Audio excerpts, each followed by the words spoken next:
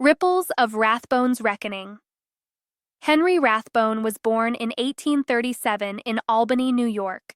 He possessed that peculiar combination of intelligence, an outstanding skill for rote memorization, and cultural refinement that, as we shall see, proves utterly useless when one's mind begins its inevitable slide into the abyss.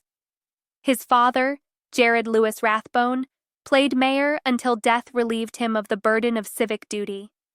Shortly thereafter, his mother married Senator Ira Harris, thus fusing the Rathbones and Harrises into a fine Victorian casserole of half-siblings, etiquette, and unresolved psychological tension. The cosmic joke here is that among his new step-siblings was Clara, his future bride and, spoiler alert, eventual victim. By age 11, little Henry was bunking with his future bride, Clara, then just his charming new stepsister.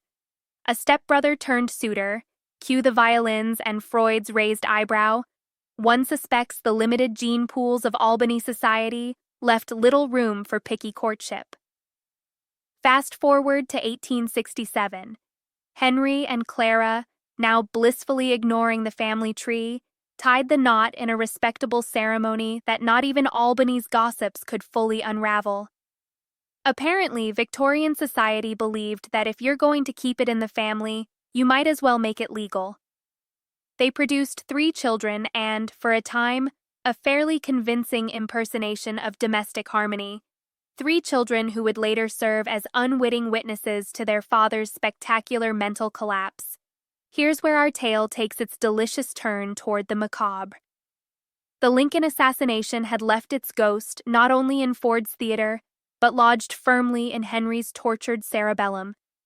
A sensitive soul with an excellent memory for rote detail, that most tragic of gifts, Henry found himself revisiting that blood-slicked April night like a broken record with a bayonet groove. James Barrett, a Union veteran and Rathbone's friend, summed it up best. "I don't think that he ever recovered from the events in President Lincoln's box." No kidding, Jim. What Barrett delicately termed despondency and moodiness, others might classify as a full-blown existential tailspin. After all, being a key player in the murder and betrayal of a popular president, a national hero to boot, tends to leave an impression, rather like being struck by lightning while attending a picnic.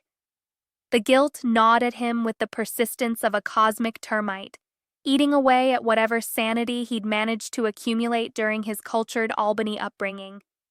Clara, ever the dutiful Victorian wife, tried to keep the ship from keeling, even as her husband descended into what can only be described as romantic-era madness, with a touch of indigestion.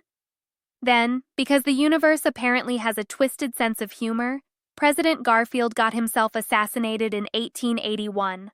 A rendezvous with a bullet. For Rathbone, déjà vu didn't just knock, it kicked in the door. Nothing quite like a presidential murder to remind a man of his previous role in the last presidential murder. Rathbone's psyche, already hanging by threads thinner than his social pretensions, began its final unraveling. The newly inaugurated President Arthur, a family friend and magnificent mutton chop enthusiast, displaying the sort of friendship that involves geographic solutions to psychological problems, shipped the Rathbones off to Germany. A misguided attempt at mental spring cleaning. To say the least, it did not work. Healing retreats seldom do when one's travel companion is one's personal demon. Alas, madness travels remarkably well and requires no passport. As Christmas 1883 approached, Henry's paranoia bloomed like some ghastly seasonal flower.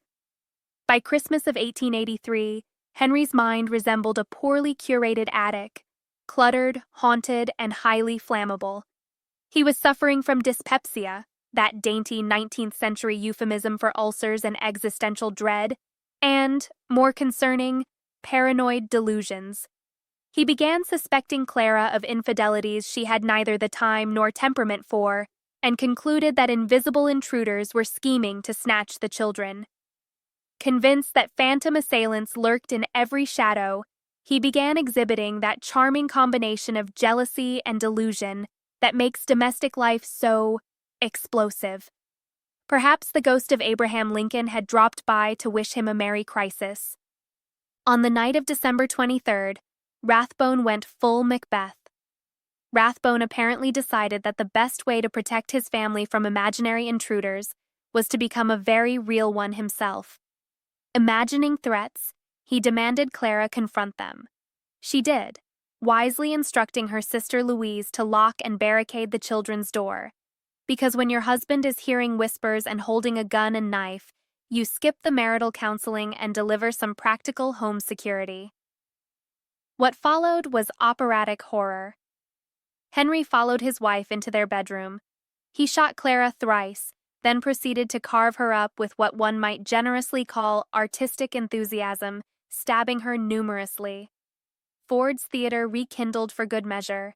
Hoping someone else would take the heat for yet another murder, he stabbed himself. Another self-inflicted wound. Why not? It worked once. As was his way, he again missed the vital spots, this time inadvertently, and lived to regret it. The aftermath unfolded with the grim efficiency of a well-rehearsed tragedy. Louise discovered the carnage. Telegrams flew across the Atlantic like ravens bearing bad news, and Clara's mother received the Yuletide telegram no parent dreams of. Merry Christmas, your daughter's been murdered by your son-in-law/stepson who went totally bonkers. The children survived. Clara's brother William sailed forth to collect the scattered ashes of family honor and the shattered orphaned children. 3 small souls who would spend their lives explaining why Uncle Daddy had murdered Aunt Mommy. Rathbone, unfortunate for him, survived his self-inflicted wounds. Declared insane, a diagnosis that, frankly, could have saved everyone considerable trouble had it been made 18 years earlier.